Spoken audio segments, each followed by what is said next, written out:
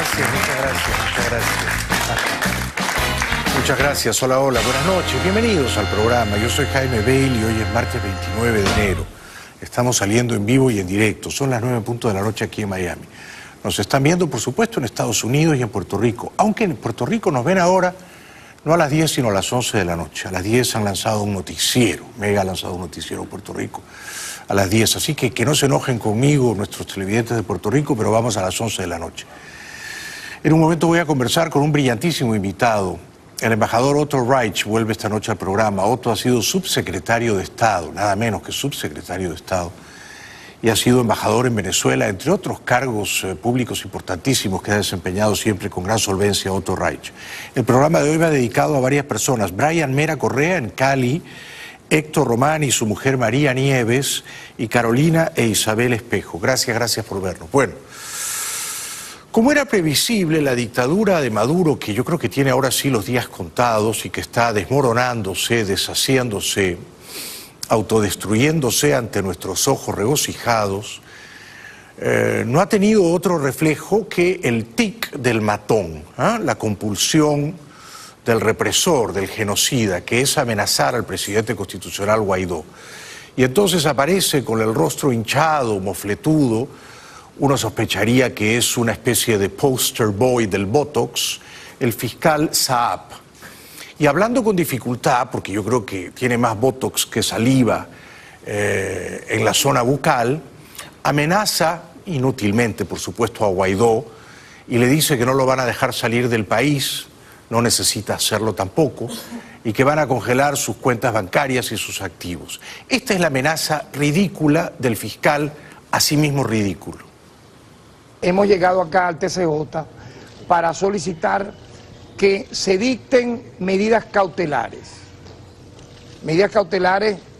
que en medio de la investigación que nosotros vamos realizando, ¿verdad?, contra este ciudadano, permitan, en este caso, 1, la prohibición de su salida del país, 2, la prohibición de enajenar y gravar bienes muebles e inmuebles, 3, el bloqueo de sus cuentas. Bueno, este esperpento, este espantajo de Saab no puede impedir que Guaidó, el presidente constitucional, salga de Venezuela. Sale a cada momento, sale en imágenes, en grabaciones, en testimonios y en entrevistas. Sale porque el mundo lo reconoce como presidente legítimo y la tecnología ha globalizado al mundo, de manera que la voz, la presencia, el espíritu gallardo de Guaidó salen constantemente, seguirán saliendo de Venezuela. Todo el mundo, muy pronto la Unión Europea también, que son nada menos que 28 países, reconoce a Guaidó como la autoridad legítima venezolana. O sea que estos son manotazos de ahogado, ¿no? Se vieron particularmente patéticos cuando el sicario del Poder Judicial, el 2 veces homicida Michael Moreno, ¿dónde se ha visto que el presidente de la Corte Suprema haya matado a 2 personas y haya estado preso 2 veces por eso? Bueno, este Angelito Moreno recibió unos papeles, pero los papeles estaban arrugados, y en esos papeles le daban la orden de decretar la aprehensión, el arresto de Guaidó. Pero Moreno, en la hora 11ª, y esto me lo ha contado alguien absolutamente confiable, se acobardó, se amilanó y no se atrevió a leer el papel. Algún ganapán a su lado arrugó el papelucho y como Moreno no leyó lo que le habían instruido, ordenado, se interrumpió bruscamente la transmisión. De nuevo, otra señal de que la dictadura está exhalando sus últimos estertores agónicos. Los bienes de su propiedad y bloqueo e inmovilización de cuentas bancarias o cualquier otro instrumento financiero en el territorio venezolano.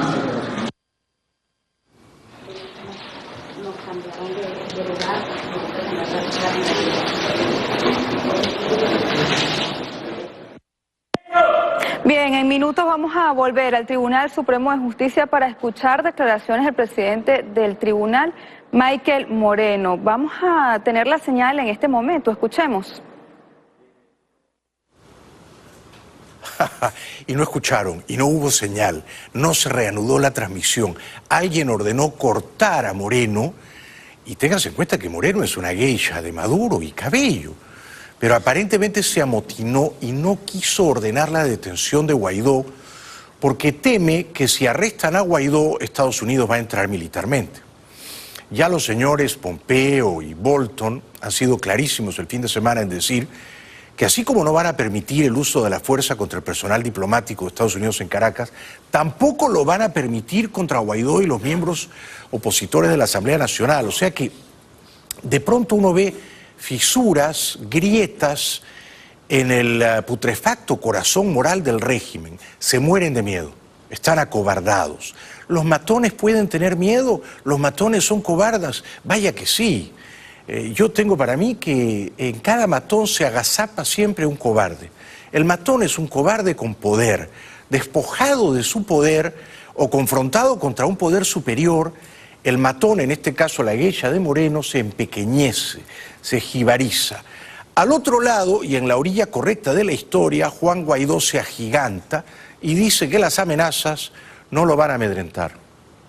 Y manda una amenaza de cárcel, y no quiero que se tome así de nuestra parte. Muy responsablemente les digo que nada nuevo bajo el sol, lamentablemente. Un régimen que no le da respuestas al venezolano, la única respuesta es persecución, represión. Vemos con mucho dolor como casi 40 venezolanos han sido asesinados en menos de una semana. Estamos aquí, seguimos ejerciendo competencia y seguiremos avanzando en atender a la emergencia humanitaria y exigir no solamente la liberación de esos niños, sino los casi 700. Vieron como una juez hace minutos no solamente me reconoció como presidente encargado de la República, sino narró las amenazas.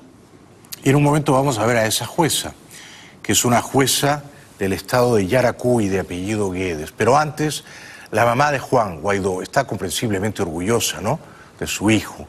Juan no se fue a España, pudo haberse ido hace 10 años, su papá le dijo nos vamos. Su papá se fue y es taxista en Tenerife. Juan se quedó para terminar la carrera de ingeniero industrial y la mamá dice que ella no sabía que Juan se iba a juramentar como presidente encargado el pasado 23 de enero. Norca Márquez estaba con su hijo Juan Guaidó cuando ante una manifestación de miles de personas la semana pasada, levantó la mano y se declaró presidente interino de Venezuela. Y asegura que el gesto la tomó por sorpresa.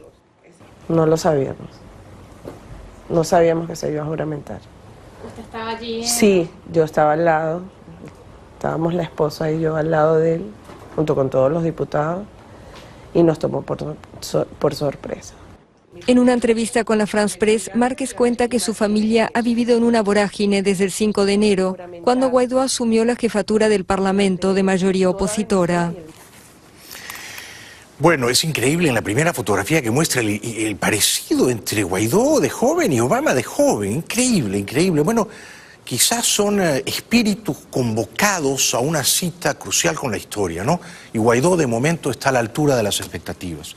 Una jueza, la jueza Guedes del estado de Yaracuy, no aprobó la detención de unos muchachitos que habían salido a protestar, los dejó en libertad, es decir, obró de acuerdo con su conciencia y se rehusó a obedecer dócilmente a los agentes de la dictadura. Esa jueza ha grabado un valeroso testimonio reconociendo al Tribunal Supremo en el exilio y no a las geishas de Michael Moreno, el doblemente homicida y compañía, y reconociendo la autoridad de Guaidó como presidente constitucional. Saludo a esta jueza Guedes. En tal sentido, reconozco al Tribunal Supremo de Justicia legítimo que opera en el exilio y como juez me pongo a su disposición. Reconozco al ciudadano Juan Guaidó como presidente interino de la República de Venezuela. Reconozco al gobierno de transición para enrumbar los destinos de nuestro país hacia la democracia, Dios mediante. Bueno, bien por ella. Yo la verdad es que no soy un atleta y se nota, ¿verdad? No he corrido la maratón de Miami el domingo pasado, ni la media maratón la tendría que haber hecho en Uber. Corro una milla sí, pero corro, bueno, con paso cansino, cadencioso. Ahora bien, al lado de estos ventrudos matones chavistas uniformados corriendo, yo soy un maratonista keniano. Juzguen ustedes ustedes no solo cómo corre Maduro, que es una suerte de mamut, o de hipopótamo, o de rinoceronte, ¿no?, que ha salido del charco y que se agita amacando sus enormes ubres mamarias. Fíjense ustedes, ¿no? Es un espectáculo verdaderamente dantesco. Y fíjese sobre todo cómo corre a su lado Padrino, que yo de verdad pensé, editando este video, que era una señora. Yo pensé que era una generala o una coronela.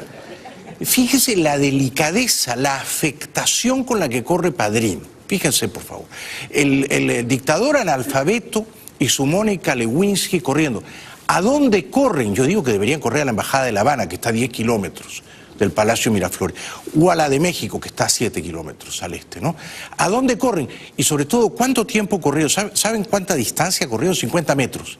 Y luego casi cayeron desmayados todos. Pero fíjense, este es el final patético de la dictadura venezolana. Unos gordos, cobardes, ladrones corriendo, nadie sabe a dónde. Para la defensa, Vladimir Padrino López también ha sido enfático. En este recorrido inician la marcha las autoridades, los representantes de la Fuerza Armada Nacional Bolivariana.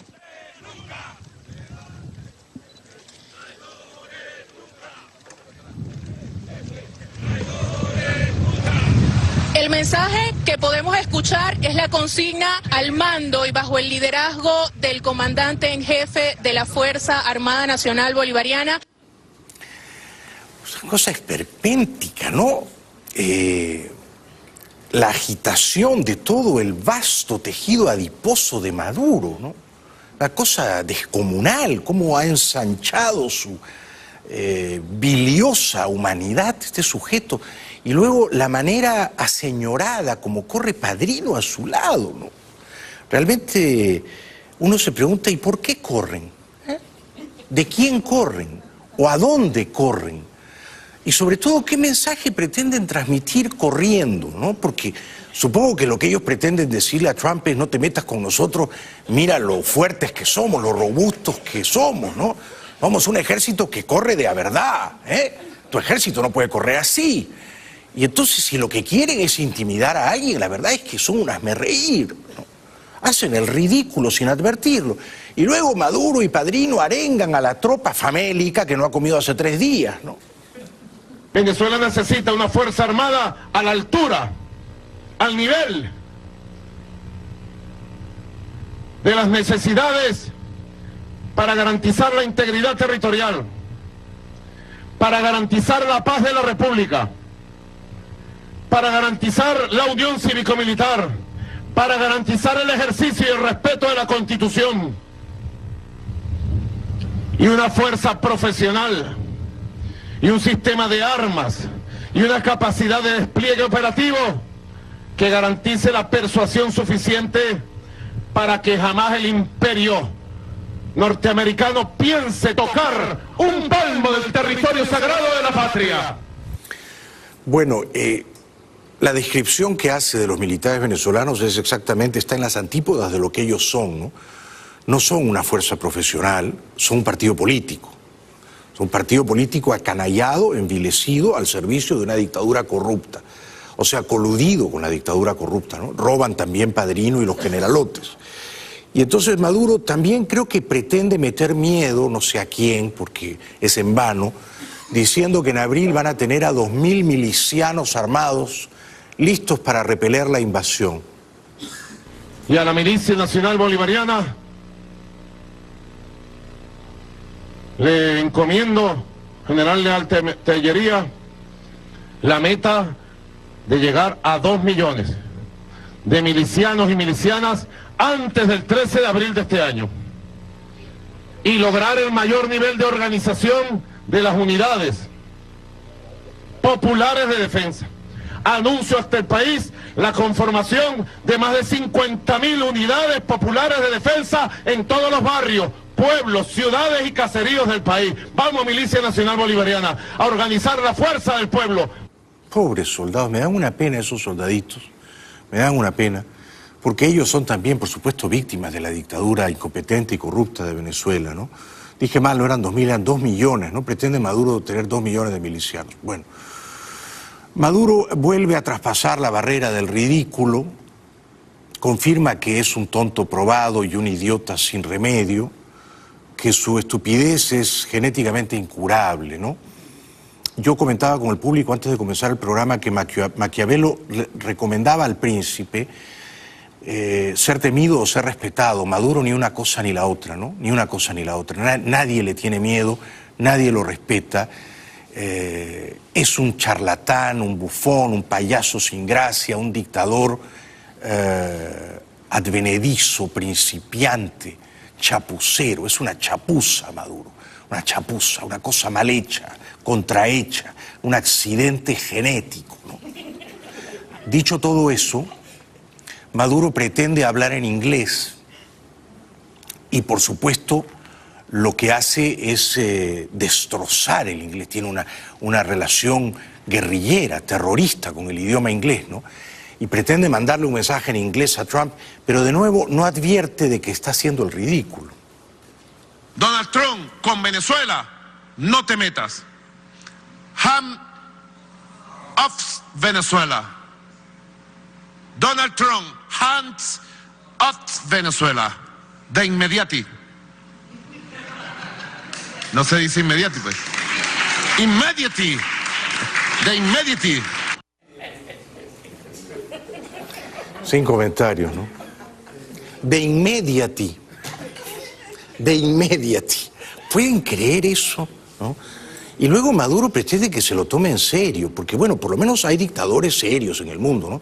Hay dictadores serios, profesionales, que sí meten miedo, ¿no? Putin es uno de ellos, ¿no? El turco Erdogan es otro. Estos son dictadores serios, ¿no?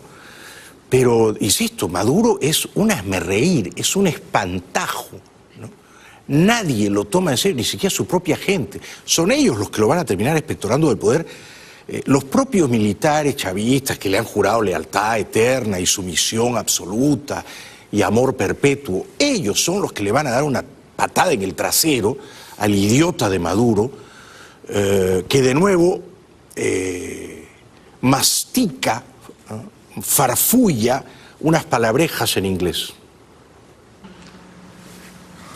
Not that way. Not that way, Donald Trump. ¿Intervencionismo en Venezuela? No. Not that way, Donald Trump. No. Bueno, ya hay un intervencionismo descarado en Venezuela, no hace falta que lo diga yo, ¿no? Hay como 20 o 25.000 espías y en total hay como 100.000 cubanos, contando los médicos, los profesores, hay como 100.000 cubanos diseminados en toda Venezuela. Es un ejército irregular, conspirativo, ¿no? Pero hay dos cosas que han pasado hoy antes de ir a la publicidad y de conversar con el embajador Otto Reich, que son alentadoras. La primera, Estados Unidos sigue teniendo entre sus más altas prioridades a Venezuela y la prueba de ello es que Mike Pence, el vicepresidente, recibió en la Casa Blanca a Borges, a Julio Borges y a Vecchio, a Carlos Vecchio. Es decir, que de pronto Estados Unidos ya ha tomado, está en un punto sin retorno con Venezuela. Y después de reconocer a Guaidó y de imponer el embargo petrolero de facto ayer lunes, ya está en un punto sin retorno, ¿no? Y entonces de pronto Venezuela está bien arriba en la agenda. Lo segundo que es muy sintomático es que Putin le ha enviado 500 mercenarios, poco más, poco menos. 500 mercenarios entrenados en el ignoble oficio de matar, por supuesto, ¿no? A Maduro. ¿A cambio de qué? Putin los ha enviado en un avión 777 con capacidad de 14 horas de vuelo. El avión ha aterrizado en Maiquetía y está allí. Y lo están cargando de toneladas de oro. En las bóvedas del Banco Central de Venezuela se calcula que hay entre 150 y 200 toneladas de oro. La décima parte de eso, unas 20 toneladas de oro, unas 20, están siendo cargadas en ese avión que llegó con mercenarios y que va a regresar con oro. 20 toneladas de oro. ¿Cuánto cuesta un kilo de oro? Más o menos $41.000. ¿Cuánto cuesta una tonelada de oro? $41 millones. Por lo tanto, 20 toneladas de oro son más o menos $820 millones. Este es el pago que le hace Maduro a Putin por los 500 mercenarios rusos. 20 toneladas de oro, $820 millones. ¿Cuál es la instrucción que tienen los 500 mercenarios rusos? Matar.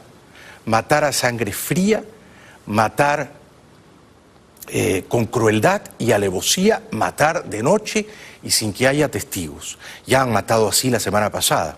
No hemos visto un solo documento gráfico de las casi 40 matanzas, asesinatos de la semana pasada.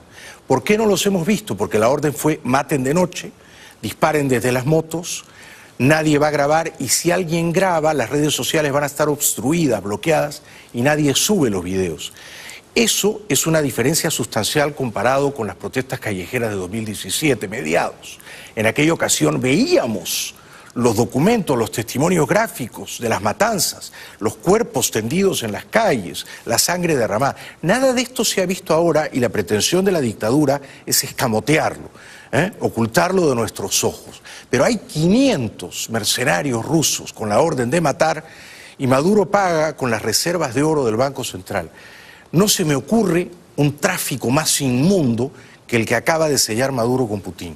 Vamos a la publicidad y luego voy a tener el alto honor de conversar con el embajador Otto Reich. Ha sido subsecretario de Estado, ha sido embajador en Caracas y tiene, por supuesto, una mirada informadísima de la crisis venezolana. Regresamos después de la pausa. Bienvenidos de vuelta al programa. Estamos saliendo en vivo y en directo. Regreso esta noche y para mí es un honor recibirlo. El embajador Otto Reich. Otto ha sido subsecretario de Estado para el hemisferio occidental, ha sido embajador en Caracas, ha sido enviado especial de Reagan y de Bush para distintos conflictos diplomáticos tremendos. Un aplauso para Otto Reich, por favor. Porque tú fuiste embajador con Lucinchi y con Carlos Andrés, ¿no? En Caracas. Con Lucinchi y con Carlos Andrés. ¿Con cuál de los dos te llevaste mejor? Un poquito mejor con Lucinchi porque primero que fueron 2 años, más de 2 años. Sí. Y era una persona sumamente tranquila, muy agradable. Carlos Andrés era más... volcánico. Volcánico. ¿Y conociste a Chávez, Otto? Lo conocí, pero no en Venezuela, interesantemente. Lo conocí en Nueva York, en una conferencia, ya después que era presidente. ¿Cuál fue tu impresión? ¿Hablaron? Sí, hablamos brevemente y era el Chávez simpático. Había un Chávez simpático, sí, ¿no? Carismático, y me agarró y me dio un abrazo. Y era el comienzo de su periodo presidencial y esa noche iba a un juego de béisbol de los Yankees en Nueva York. ¿No te invitó? ¿Perdón? ¿No te invitó? No me invitó, pero era el momento cuando él todavía estaba tratando de hacerse como amigo de los americanos, creer como amigo de los americanos, pero sí, ya estaba estableciendo las bases de lo que vemos ahora es el desastre que ha ocurrido en Venezuela. No se puede creer que hayan pasado 20 años desde entonces, ¿no? ¿Y a Maduro lo conociste? No creo. A Maduro no lo has conocido. A Maduro no. Bueno, hecho este preámbulo, a mí te confieso que me ha sorprendido, para bien, lo extraordinariamente bien que han hilado las cosas a partir de la primera semana de enero este año en la Casa Blanca, ¿no? Y en general en la América Libre. No sé quién es el director de orquesta, alguna gente me dice que es Leopoldo López, otra gente me dice que es Marco Rubio, pero otra gente dice que es Almagro, pero alguien trazó un plan brillante y a mí me parece que el plan ha sido ejecutado de una manera admirable. A mí me ha sorprendido. Te pregunto, ¿a ti? A mí no me ha sorprendido porque esto viene en camino desde que Trump cambió todo el equipo o el equipo principal de política exterior. Ajá. Hay que recordar que el primer año y cuarto de la administración había desorganización en el Departamento de Estado. El señor Tillerson, muy buena persona, quizás muy buen administrador de una empresa muy grande, la empresa más rentable que ha tenido los Estados Unidos y por lo tanto el mundo, Tillerson, pero como secretario de Estado el pobre estaba fuera, un pez fuera del agua. Un pez fuera del agua, no dio la talla y no le preocupaba a Venezuela tampoco, ¿no? No, él lo que quería hacer era reorganizar el Departamento de Estado, no nombró a personal importante. Cuando llega John Bolton a la Casa Blanca como asesor del presidente para asuntos de seguridad nacional y Mike Pompeo al Departamento de Estado, cambia todo, pero casi de la noche a la mañana. Y entra personal experimentado, mucha gente que había trabajado, por ejemplo, con Reagan, con el presidente Reagan, y que conocía qué es lo que había que hacer con sátrapas como los maduros. Uno de ellos es Elliot Abrams, que ha sido nombrado enviado especial para Venezuela. ¿Es una buena decisión? Tú lo conoces, por supuesto. Lo conozco muy bien. Y él trabajó con Reagan. Trabajó con Reagan, entramos juntos. John Bolton, Elliot Abrams y yo entramos al mismo tiempo en la administración Reagan.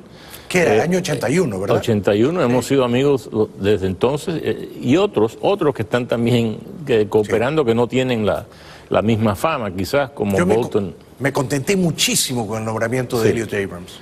Elliot Abrams es una persona muy inteligente, muy mesurado, él no levanta la voz, pero conoce muy bien la psicología de las dictaduras. Por lo tanto, tú atribuyes a esos tres grandes personajes, Pompeo, Bolton, y bueno, luego ha llegado más tarde Elliot Abrams, el cambio de la política exterior con respecto a Venezuela. Pompeo, Bolton, Mauricio Claver Carone, que fue el que Bolton trae en septiembre para que dirija el hemisferio occidental. Lo recuerdo.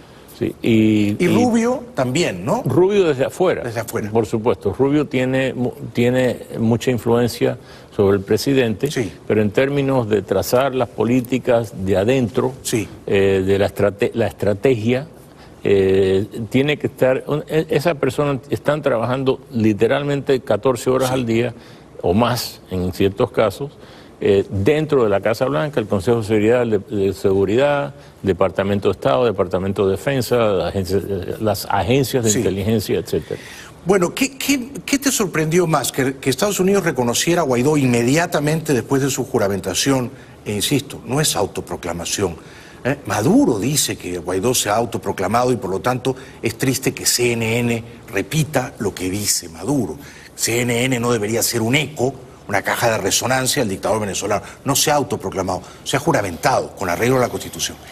Que Trump reconociera a Guaidó como presidente, o sea, que Estados Unidos reconociera a Guaidó como presidente, o el embargo petrolero de facto que ha sido decretado ayer, que es una maravilla, ¿no? Eso es una maravilla, me parece a mí, Otto. No me sorprende porque es algo, por ejemplo, la sanción a PDVSA es algo que se ha discutido largamente, por mucho tiempo.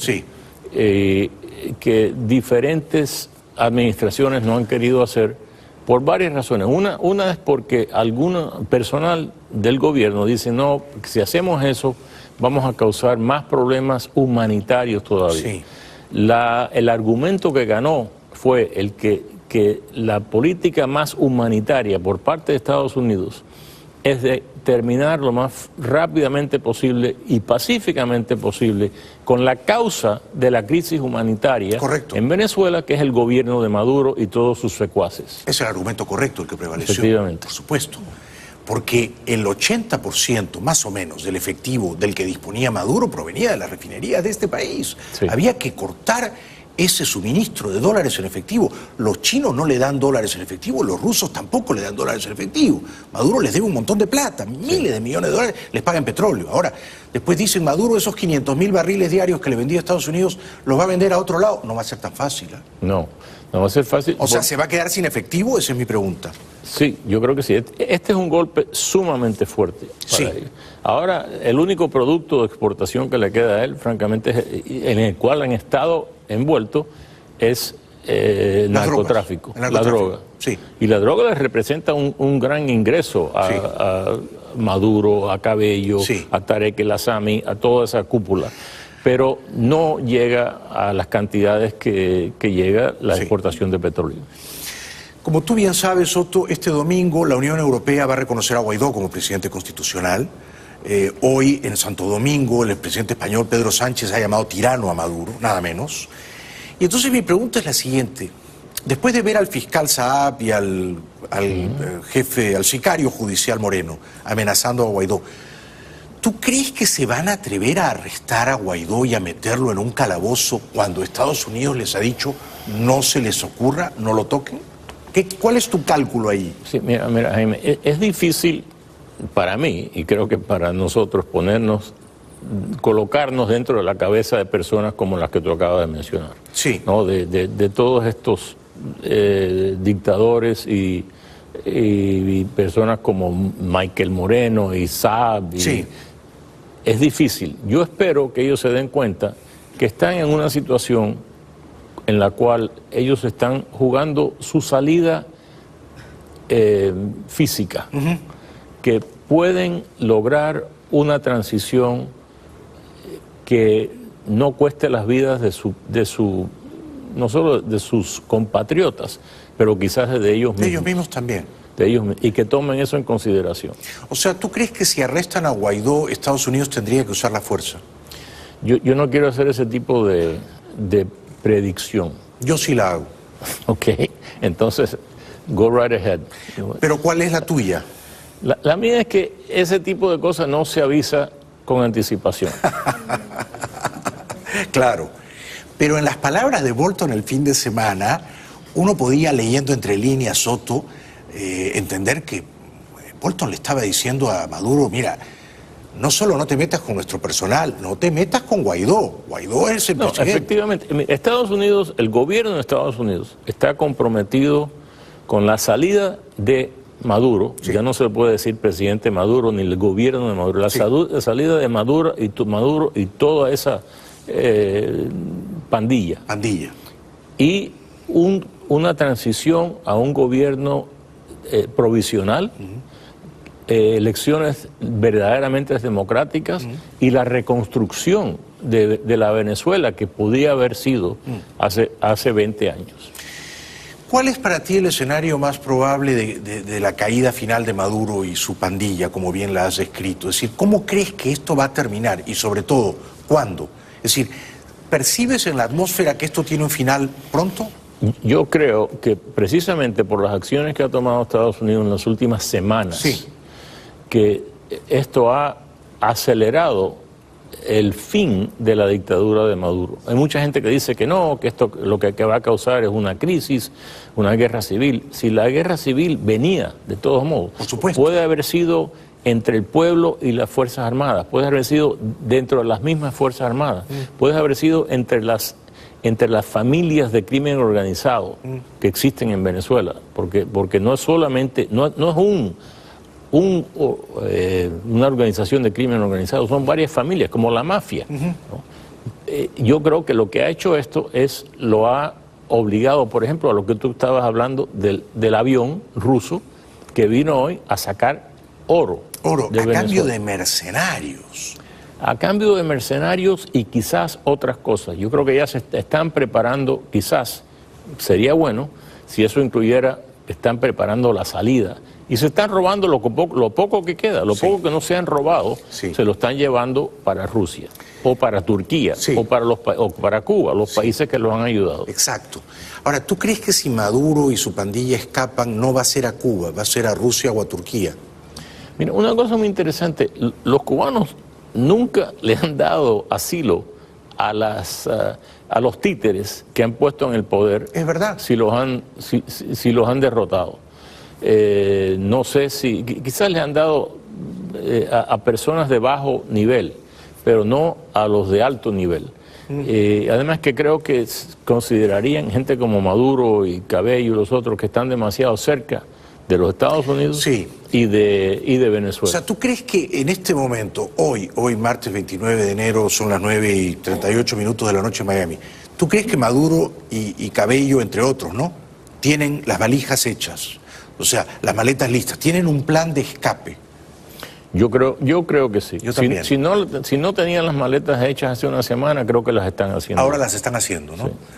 Y quizá el avión 777 con las 20 toneladas de oro está esperándolos a ellos también, ¿no? Sí, no, y deben haber otros aviones. Muchos otros, claro. Pero entonces tu información es que no van a escapar a La Habana.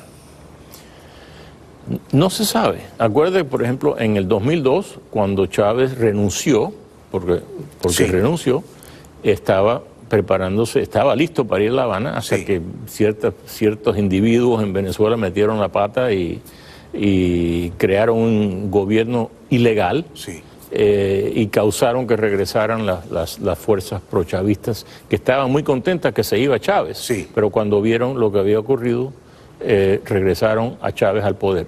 En aquel momento Chávez estaba preparado para ir a Cuba. Sí. Te voy a decir algo que no te va a gustar, que te va a horrorizar. Si Trump consigue derrotar a Maduro y reinstaurar la democracia en Venezuela, yo en un par de años voto por Trump. Muy bien, tú tienes todo el derecho. Pero te he decepcionado. ¿Te has decepcionado? No, te pregunto a ti, ¿te he decepcionado? No, a mí no, sí. Hay muchas cosas que no me gustan de Trump, pero si Trump trae la libertad a Venezuela sería formidable, Otto, ¿no? Pero una cosa que es interesante de lo que está pasando, y regresando a algo que tomó lugar aquí mismo en Miami el 1 de noviembre, que fue el discurso de John Bolton sobre la troika de la tiranía. Sí. Él no solo habló de Venezuela, él habló de Cuba y Nicaragua. Sí. Y mi opinión, como ciudadano privado, sin divulgar nada que tenga que ver nada con el gobierno, yo creo que lo que están preparando es, en el gobierno de Estados Unidos, es utilizar primero la caída de la dictadura de Venezuela, que ha financiado tanta violencia y tanta subversión en el hemisferio, para después también causar cambios, transiciones en Cuba y en Nicaragua. Cambio de régimen. Primero en Caracas, luego en La Habana y en Managua, sí. Dos regímenes que han sido parasitarios de Caracas, ¿no? El de Cuba y el de Nicaragua. Sí. Pero eso sería hacer historia, eso sería grandioso, Otto. Tú lo dices así tranquilamente, como si estuvieras leyendo un memorándum diplomático, pero eso sería hacer historia. Si Trump trae la libertad a Venezuela, a Cuba y a Nicaragua, lo que le queda de su mandato, sería una cosa... Sí, efectivamente. Maravillosa, ¿no? Y hay algunos de nosotros que esperábamos que eso hubiera comenzado en el 2017, pero por las razones que mencioné antes, sí, que no existían las personas adecuadas, no comenzó. Sí. Ya comenzó... Pero ya comenzó. Tengo la impresión de que a partir del 10 de enero hay una bomba de relojería haciendo tic-tac, ¿no?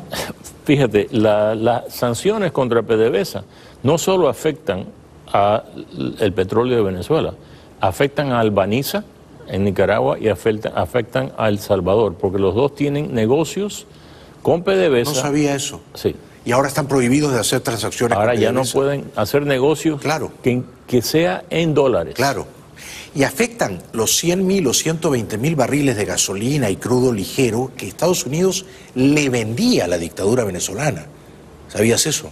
Sí, efectivamente. Estados Unidos compra petróleo y vende gasolina. Vende productos refinados, efectivamente, gasolina, incluyendo la gasolina. Con lo cual, muchos de los chavistas motorizados que van disparando a los muchachos de noche usan gasolina que proviene de aquí. Se van a quedar esas motos sin gasolina. Será bueno, ¿no? Y hay otra cosa, que hay un producto que son diluyentes, que es un producto que viene de Estados Unidos a Venezuela, para diluir el petróleo pesado, para ayudar a Venezuela, a PDVSA, a producir ese petróleo, a sacarlo de eso se termina también. Eso se termina también. Y era hora. Hoy en el New York Times, que no es un diario precisamente a favor del gobierno de Trump, decían, pero ¿por qué ¿por qué se demoraron tanto en hacer esto? Yo venía reclamándolo aquí hace 2 años. Pero ya está hecho, ¿no es cierto? Hay un presidente constitucional, hay un embargo petrolero de facto y el mundo espera simplemente a que los militares venezolanos muevan ficha.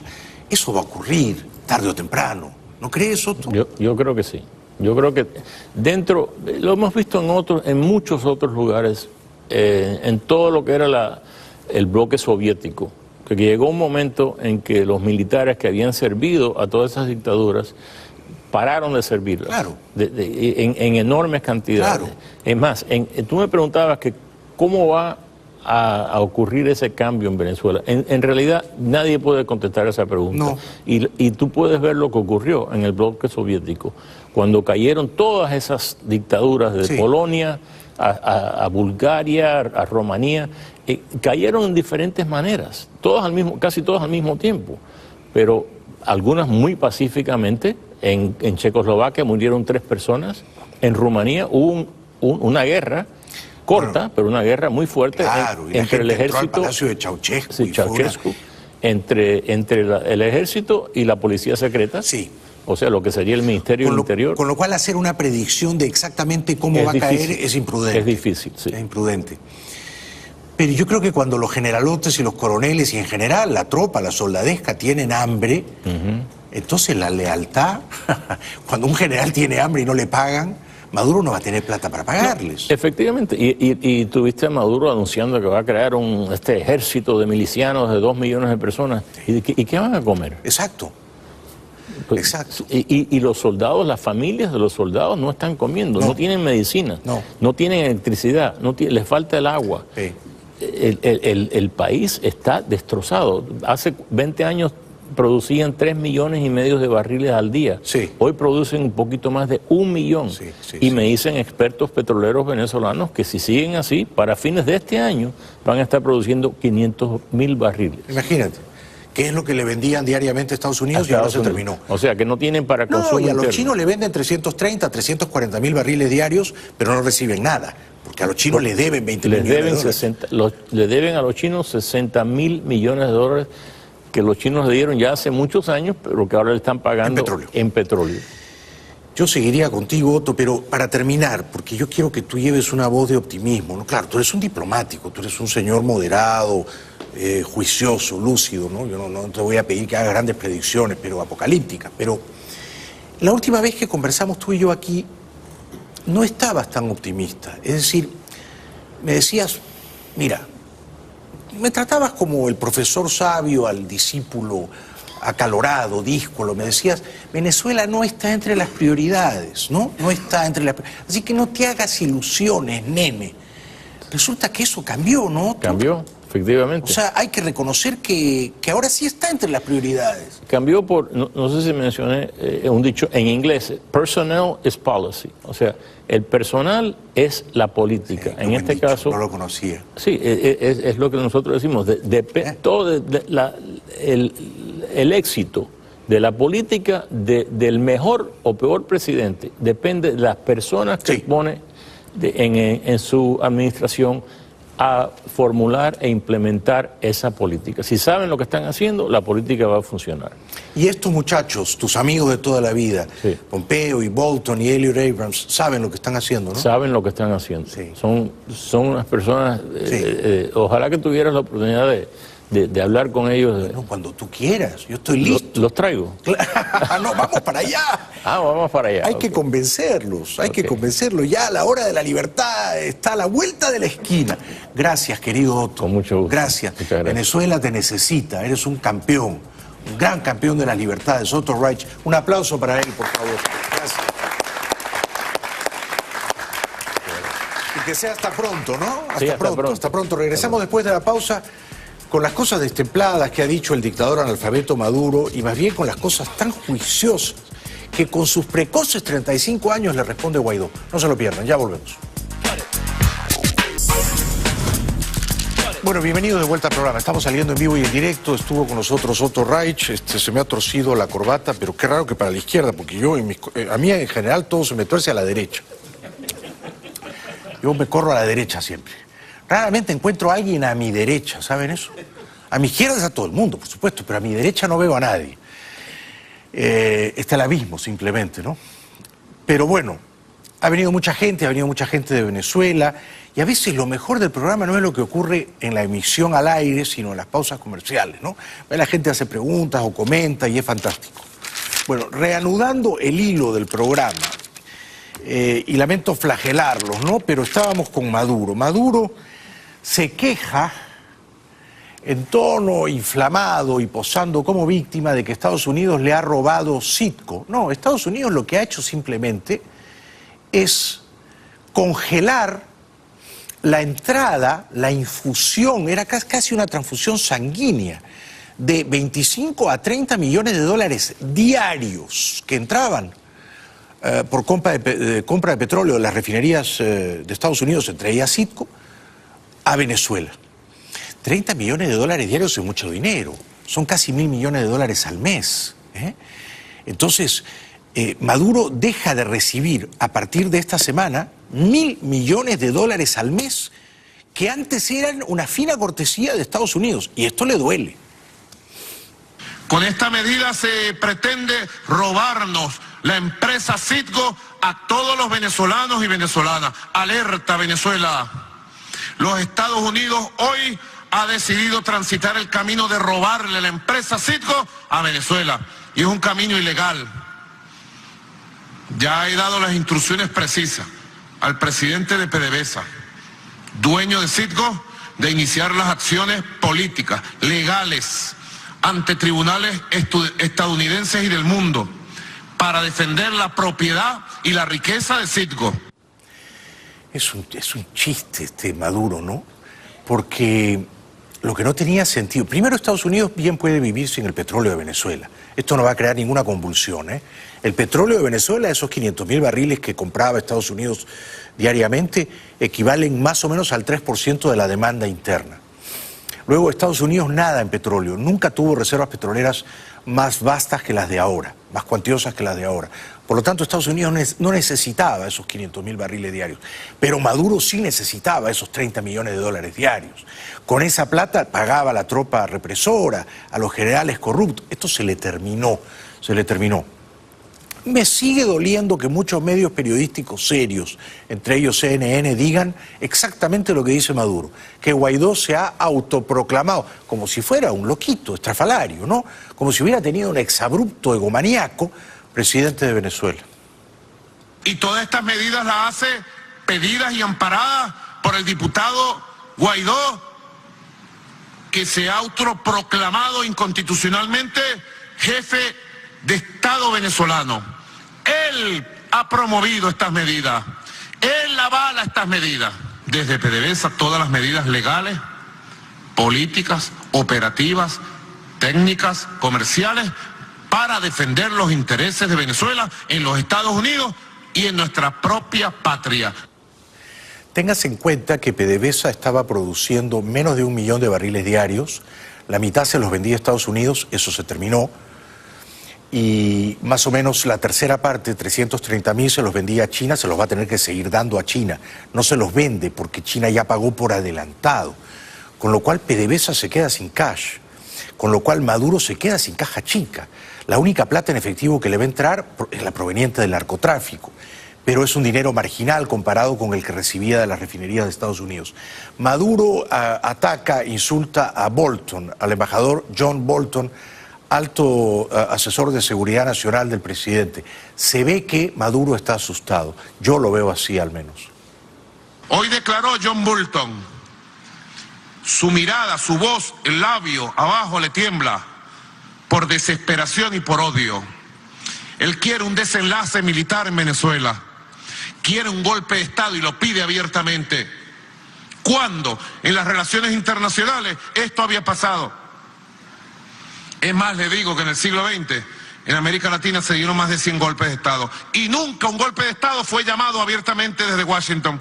Ahora, John Bolton llama a un golpe de Estado abierto desde Washington. Hoy lo hizo, desesperado, con los ojos desorbitados. Bueno, en realidad parece que estuviera hablando de sí mismo, ¿no? Porque el que está temblando de miedo es él, el que tiene un plan de fuga pactado con Putin y las 20 toneladas de reservas de oro es él. Maduro, Cabello, Padrino, Reverol, los hermanitos Rodríguez, créanme, el fiscal Saab, la geisha judicial Moreno, todos estos están empavorecidos, trémulos, ¿ah? Atacados de nervios, no saben qué hacer, a dónde correr, dónde guarecerse, ¿no? Y por lo que nos ha dicho Otto Reich, y Otto está mejor informado que yo, en La Habana no los reciben, no son bienvenidos. Así que están pensando a dónde escapar cuando la larga mano de la justicia caiga sobre ellos. Más ataques destemplados del dictador a Bolton. Y yo les digo a John Bolton, en Venezuela lo que va a haber es democracia y respeto a esta constitución, y los militares venezolanos no son golpistas. Como ayer me decían los militares que trotaron conmigo y que hicimos prácticas de tira, me dijeron, comandante en jefe, la Fuerza Armada Nacional Bolivariana, leales siempre, traidores nunca. Así me dijeron en consigna nuestros militares. Que es lo mismo que esos mismos militares le van a decir en una semana a Guaidó. Exactamente. ¿Ah? Leales siempre a usted, traidores nunca. Estos militares no tienen, por supuesto, ideales, no tienen valores, no tienen un derrotero ético, una brújula moral, ¿no? Estos generalotes que de momento le juran lealtad a Maduro son personajes incultos, ignorantes, extranjeros a la historia, con hambre, comprensiblemente con hambre. Han visto más dinero del que nunca se habían imaginado y entonces son permeables, sensibles al poder hipnótico del dinero, a la corrupción. Pero lo van a traicionar a Maduro, créanme, bien pronto lo van a traicionar a Maduro porque no se van a hundir con él, van a saltar del barco como ratas oportunistas, van a saltar del barco. Maduro dice que la Casa Blanca está tomada por el Ku Klux Klan y que Trump, Pompeo y Bolton son todos miembros agazapados del Ku Klux Klan, así como lo oyen. Ofende a los militares venezolanos, ofende a la sociedad venezolana, pero ofende al derecho internacional. No tiene límite. El grupo de extremistas que asaltó la Casa Blanca no tiene límite. Es como el Ku Klux Klan detrás del pueblo venezolano. Lo que le faltan son las máscaras del Ku Klux Klan porque se le cayeron. Tiene el rostro terrible del Ku Klux Klan, de la supremacía racista que gobierna la Casa Blanca. Bueno, está claro que Maduro tiene un problema con el rostro de Bolton, ¿no? Que los labios, que el bigote, que la máscara, que el odio, que el desprecio. Que yo sepa, ninguno de estos señores es racista, ni Pompeo, ni Bolton, ni Abrams, que además Abrams es judío, ¿no? Su familia sufrió con el Holocausto, o sea que ninguno de ellos es racista, ninguno de ellos tiene un problema racial con Venezuela ni con América del Sur, ¿no? Este no es un problema racial, ni siquiera es un problema cultural, este es un problema moral. Venezuela es una nación devastada por una banda de criminales, por un atajo de narcodictadores, punto. No hay más, y eso se tiene que terminar ahora, no después, ahora. Ha tardado demasiado, muchas administraciones en Estados Unidos, que se reconozca la alta prioridad que es Venezuela. Por fin se ha hecho a partir desde el mes de enero. Y yo tengo para mí que la dictadura ha entrado en una fase terminal y su fecha de expiración ya caducó. Y por lo tanto caen en cualquier minuto y en cualquier hora. Estoy seguro de que muy pronto nos vamos a despertar y vamos a leer las noticias desayunando y leeremos los militares venezolanos removieron del poder a Maduro y declaran su lealtad a Guaidó. Y en ese momento Maduro y Cabello irán a la cárcel o habrán escapado convenientemente a algún paraíso despótico que los cobije, que los prohíje. Pero eso va a ocurrir pronto, prontísimo. Créanme, créanme. Regresamos después de la pausa. Gracias.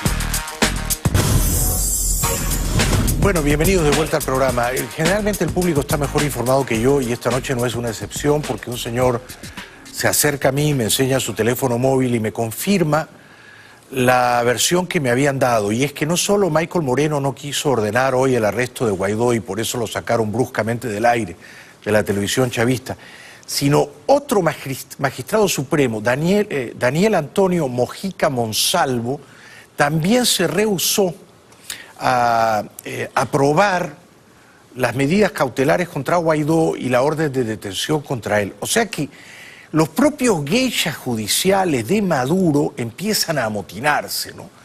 Es una señal clarísima de que el régimen se está resquebrajando ante nuestros ojos.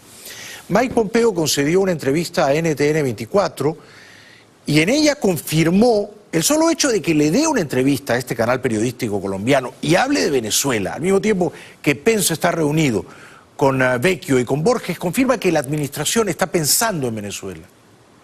Ha dejado muy en claro que el presidente interino ha acreditado nuestra embajada, que nuestros oficiales allá tienen los derechos a la protección. Vamos a asegurarnos que hagamos todo lo que podamos para que nuestra gente esté a salvo. Como lo hacemos en cualquier lugar del mundo, vamos a asegurarnos que nuestros diplomáticos estén en un ambiente seguro y ajustaremos nuestra postura para asegurarnos que lo estén. Y es lo que hacemos hoy en Venezuela. Pero a esa postura Bolton añadió el fin de semana no solo nuestros diplomáticos, también Guaidó. No te atrevas, Maduro, a meterte con Guaidó. Si lo arrestas, te metes con nosotros. Y entonces por eso es que los jueces no quieren cumplir la orden de Maduro, ¿no?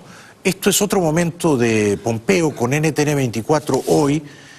La traducción es bastante solvente, ¿no? Pero básicamente Pompeo dice: los horrores que le han infligido al pueblo venezolano durante 2 décadas no pueden continuar.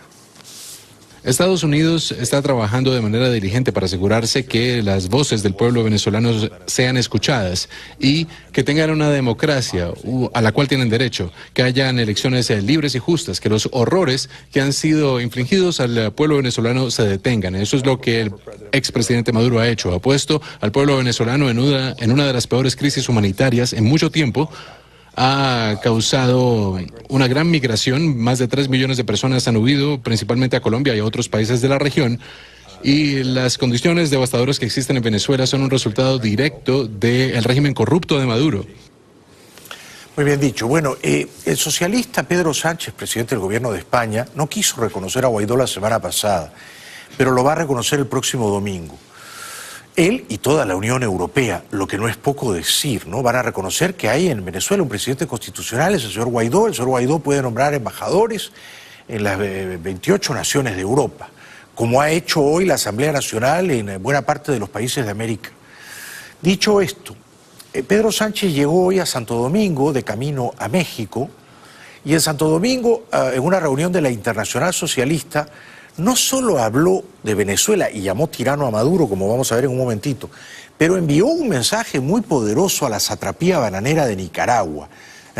Y ténganse en cuenta que Sánchez proviene de la izquierda, es un socialista, ¿no? Pero bueno, es izquierda democrática, ¿no? Es una izquierda ética, no está reñida con los derechos humanos y las formas democráticas y el respeto a que cada voto se cuenta, ¿no? Entonces, estas palabras de Pedro Sánchez son de capital importancia. Los nicaragüenses tienen también que sentir el aliento de la Internacional Socialista, nuestra misma fraternidad con sus esperanzas de democracia y de libertad para Nicaragua. No hay socialismo sin libertad. No se protege al pueblo de sí mismo, se le protege dejando que se exprese en libertad. La libertad y también la igualdad. La libertad y la igualdad siguen siendo nuestras señas de identidad y lo van a ser siempre. Nunca una sin la otra, nunca antes una que la otra. Ha sido un discurso formidable el que ha dado hoy Pedro Sánchez en Santo Domingo, y este fue el mensaje, un torpedo Exocet a la línea de flotación de Maduro, que es una fragata que hace agua, ¿no? Lo llamó tirano. Así quien contrapone socialismo y libertad, quien responde con balas y con prisiones a las ansias de libertad y de democracia, no es un socialista, es un tirano. Y por tanto los venezolanos tienen hoy que sentir el aliento de la Internacional Socialista. Desde Ginebra, un portavoz de la señora Bachelet, la Oficina de los Derechos Humanos, confirmó que solo la semana pasada la dictadura genocida de Caracas ha asesinado a casi 40 personas. Just on that, if you recall, was the Wednesday, I believe 600 people detained on that throughout the country as a whole, receiving information which they are verifying. The most was recorded in a single day for at least 20 years. I think we have some 40 people in different, at least 26 to have died of security forces, armed groups during the 2nd and the 25th of January. At least 5 also allegedly killed during illegal neighborhoods. Bueno, como ustedes saben, ayer en la rueda de prensa en la que el embajador Bolton y el secretario del Tesoro anunciaron el embargo de facto petrolero contra Venezuela, PDVSA, el embajador Bolton mostró, no se sabe si por un descuido o deliberadamente, yo creo que fue a propósito, una libreta amarilla en la que decía 5.000 tropas a Colombia. Esto, por supuesto, ha provocado un gran revuelo en Colombia y el canciller Holmes salió a decir que no tiene idea de nada. Él dice que lo desconoce, bueno, a lo mejor él lo desconoce, ¿no? Pero quizá está en marcha un plan para enviar un número significativo de tropas de élite a Colombia, puede ser esa cantidad o un poco menos, a hacer ejercicios militares. Acá de lo que se trata es de persuadir a los militares venezolanos de remover, extirpar ese tumor cancerígeno que se expande, que son Maduro y Cabello. Ese tumor tiene que ser extirpado.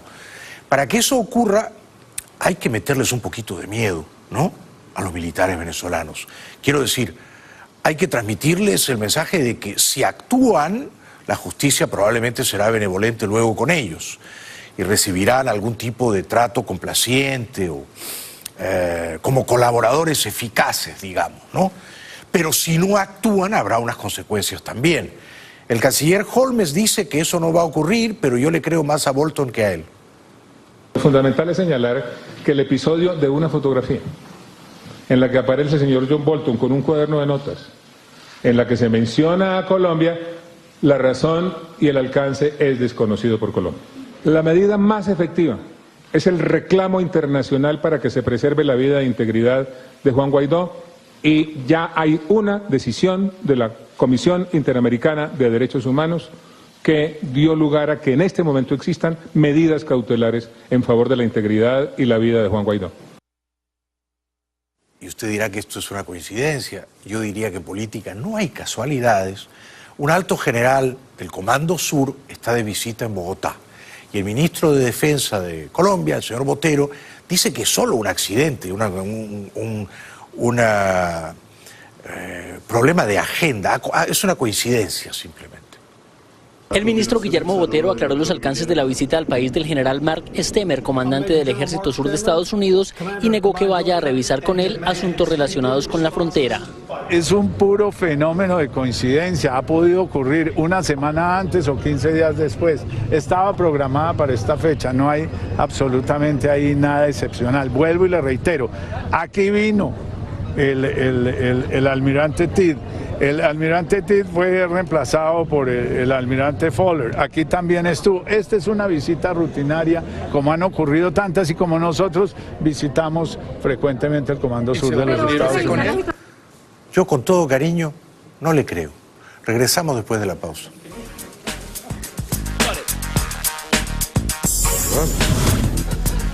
Bienvenidos de vuelta. Bueno, la verdad es que, como les digo, y esto no es una exageración, ¿no?, el público viene aquí mejor informado que yo. Yo me quedo estupefacto. Tengo el público más inteligente de la televisión. Y además acá no regalamos nada, ¿eh? No regalamos pañales, chocolate. Bueno, un chocolatico, pero... A ver si tenemos el video de este gran periodista venezolano que es un emblema de la radio, un periodista independiente, insobornable, César Miguel Rondón. Me parece que lo han censurado, él ha tenido la enorme dignidad de decir, no, si no me dejan hablar de Guaidó o entrevistarlo, entonces no hago más mi programa. Mis saludos, César Miguel. No, yo no salí de Unión Radio, yo salí del aire. El gobierno planteó una especie de ultimátum, y evidentemente cuando se da un ultimátum como ese, ¿No podías hablar más de Juan Guaidó como presidente interino? Como nada. No podía hablar de los muertos por la represión, no podía hablar de la situación internacional, no podía entrevistar a algunas personas, no podía... Es decir, el régimen tiene una realidad que le es muy adversa. Y ante esa realidad muy adversa, prefiere negarla. Entonces, yo resulté muy incómodo. César Miguel, vente una noche aquí al programa, hombre, es un gran periodista. Es que un periodista con miedo es un periodista lisiado. Y un periodista que se deja censurar, se deja amordazar, en ese mismo momento se suicida, ¿no? Deja de ser un periodista, ¿no? O sea que quizá el patrimonio más valioso que puede tener un periodista es no tener miedo a que lo despidan, ¿no? Al buen periodista lo despiden un montón de veces, porque no se deja callar la boca. Dicho eso, la televisión chilena está haciendo un papel espectacular en Caracas, ¿eh? Si la lucha de un soldado es con tanques y fusiles, la de la oposición en Venezuela se sostiene en un papel, símbolo de la esperanza para todos quienes se oponen a Nicolás Maduro. Acá le hago entrega al oficial de la ley de amnistía. Pero así terminó. Nosotros sabemos que ustedes no les van a solucionar el problema. El rechazo se repitió en comandancias, brigadas, comandos y cuarteles. No, chicos, es la ley de amnistía, no queremos nada de golpe de Estado, estamos con la ley apegados a la Constitución. Gracias. Ok. Esa fue su respuesta. Los rompieron y nos tiraron encima. La respuesta del gobierno fue rompernos la ley de amnistía y tirárnoslas encima. Son bravuconadas de gente con miedo, ¿no? Con miedo. La Asamblea Nacional designa embajadores nombrados por el gobierno constitucional de Guaidó. Todo ha cambiado. Como representante diplomático ante la República del Ecuador al ciudadano René de Solá Quintero. Como representante diplomática ante los Estados Unidos de Norteamérica al ciudadano Carlos Vecchio. Como representante diplomático ante la República de Honduras al ciudadano Claudio Sandoval. Como representante diplomática ante la República de Panamá a la ciudadana Fabiola Sabarce. Como representante del Estado venezolano ante el Grupo de Lima al ciudadano Julio Borges. Como representante diplomática ante la República del Perú al ciudadano Carlos Escul. Yo me ofrezco como cónsul honorario en Key Biscayne. Honorario, ad honorem, pro bono. Carlos Vecchio y Julio Borges y David Smolansky, 3 valientes, estuvieron hoy con Mike Pence en la Casa Blanca. Bueno, hemos recibido el respaldo de la Asamblea Nacional para continuar nuestra labor diplomática en el exterior. Estamos saliendo del Departamento de Estado y vamos a continuar con una misión muy clara: producir el cambio político en Venezuela. La idea es que nosotros podamos continuar también con todos los venezolanos que han dado esta lucha dentro y fuera de Venezuela, y agradecemos el respaldo de la Asamblea Nacional y pueden tener la seguridad que Carlos, mi persona y todos nosotros vamos a lograr muy pronto ese cambio definitivo y para bien que tiene Venezuela. Fuera de la Casa Blanca, Vecchio habló en un inglés muy fluido. Hemos estado luchando en los últimos 20 años para restaurar la democracia. No ha sido una tarea fácil. Pero aquí, desde mi punto de vista, tenemos una oportunidad única. Tenemos un presidente legítimo, Juan Guaidó. Tenemos un presidente ilegítimo, un dictador en Venezuela, que es Maduro. Tenemos el ímpetu, tenemos a la gente en las calles pidiendo este cambio en nuestro país, y tenemos una oposición unida en este momento detrás de la agenda que acabo de mencionar. Regresamos después de la pausa. Bueno, en PDVSA están desesperados. El generalote obtuso que la preside no sabe qué hacer porque se van a quedar sin efectivo. Ahora ya no entrarán los dólares de Estados Unidos. Maduro conminó a Quevedo a presentarse y hablaron en Miraflores. Cumpliendo las instrucciones de nuestro presidente Nicolás Maduro Moro, hemos sesionado toda la mañana, viceministros, junto al comité ejecutivo de PDVSA, para hacer una evaluación del impacto de estas arbitrarias y unilaterales sanciones que el gobierno de los Estados Unidos de Norteamérica ha pretendido impactar las operaciones de PDVSA. Pobre hombrecillo, ¿no? Es un mequetrefe. Es decir, ni siquiera es un adulón del dictador, es menos que eso, es una especie de paje, de monaguillo, ¿no? Patético, patético este Quevedo, que por supuesto no entiende nada de crear riqueza, de vender petróleo, de crecer sostenidamente. Han quebrado probablemente a la empresa más rica de América Latina, la han desfondado, la han saqueado. Este otro personaje también es verdaderamente risible, ¿no? Un tal Carreño, lo ubican a Carreño, ¿no? Es un